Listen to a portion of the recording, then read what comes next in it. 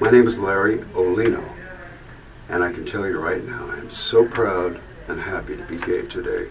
I'm 73 years old, and it took a long time for me to get there. I think I'm very grateful to be able to tell my story. In fact, I'm the last one to do it, and the last day they're going to do it, so I'm very fortunate. I think a lot of younger gay people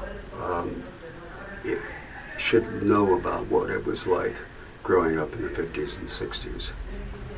My parents were Catholic, so I grew up Catholic, and I think that the first time that I felt I was different is when I really fell in love with another teenager when I was in high school, and he was a drummer in my little group, and nothing ever happened between us, but his parents got a sense that there was something wrong with me.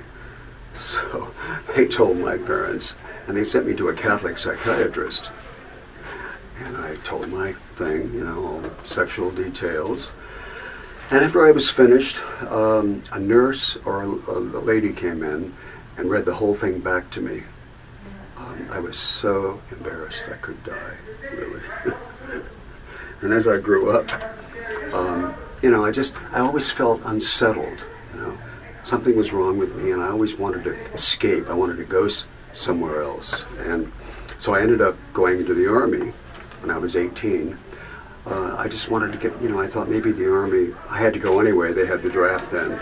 So I went in, and I had actually a very good time. I'm a musician, and I was able to play in a chorus in Germany, play for a chorus in Germany for like 2 years. And so I really had a nice time there, and nothing ever happened. Well, there was something that happened one time.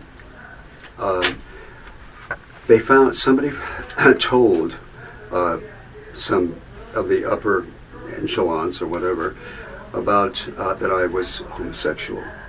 And so I ran back to my own barracks, and I told the first sergeant, who actually happened to be gay, and he said, write it all down and put it in the safe. So I did that, and nothing ever happened from it. So anyhow, I was very lucky. And before that, I was working with the bass player at a little club in Monterey, and some very good friends came in to hear me, and they were fun people. And after I was finished, the owner came over and said, I'm sorry, we can't have people like that in here. You're fired. We have no protection, just no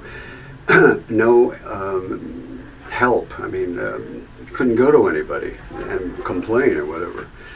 And another time that happened when I was playing at a country club in Carmel a few years later. And there was a woman that was after me, and she didn't like it, but I didn't respond to her. So she told the owner of the country club that I was gay. I'm not sure what she said, but she told him, and he fired me the next day. So that was 3 times. And through my life, I had so much fear all the time that somebody was going to find out about me. I had no one to talk to. No, sure, I went to some gay bars, but, you know, it was so underground and secret. And I remember the first time I went to New York in '65. They had a purge on gays because of the World Fair in '64 and '65. And, you know, you couldn't get into a gay bar unless they knew who you were. And it was very difficult and very tough at that time.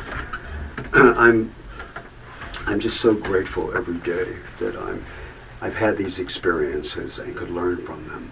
And I'm hoping that the younger gay people of today can learn from them as well. Every time I see 2 gay guys or 2 gay women walking arm in arm and hand, I'm just so grateful for that. And I so wish that I could have done that, you know, when I was young. But I couldn't. I would have been beaten up, or we would have been arrested or something. I don't know what. We had no protection whatsoever. I have a friend who was in the Navy in the 50s.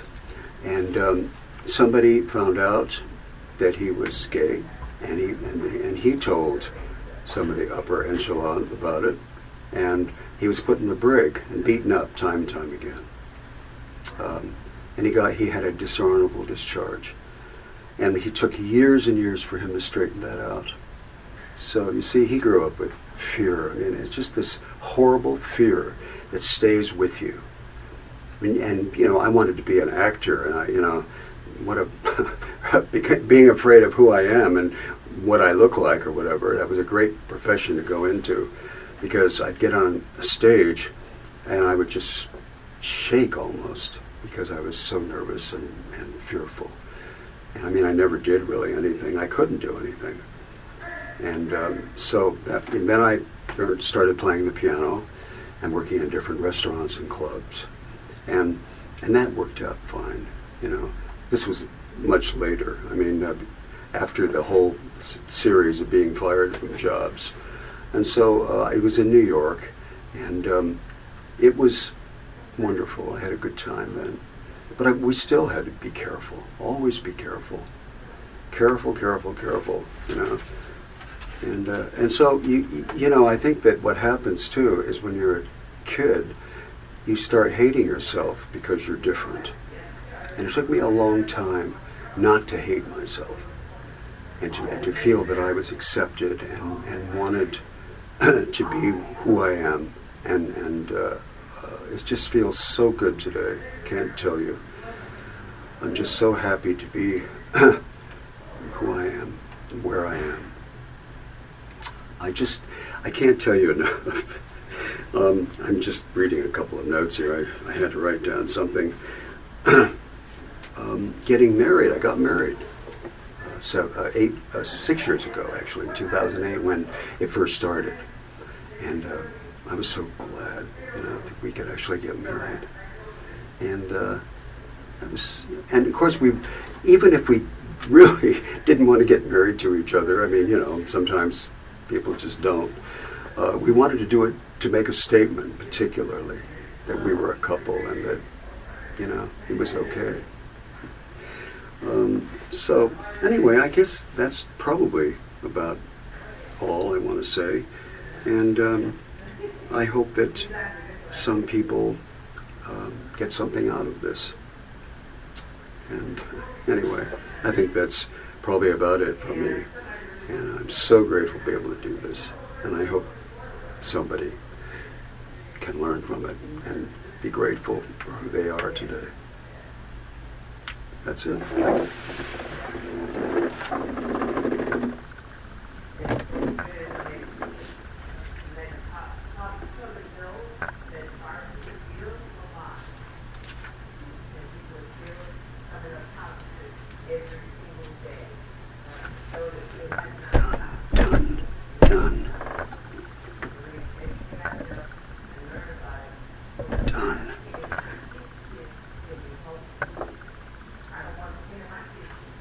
Are they still filming?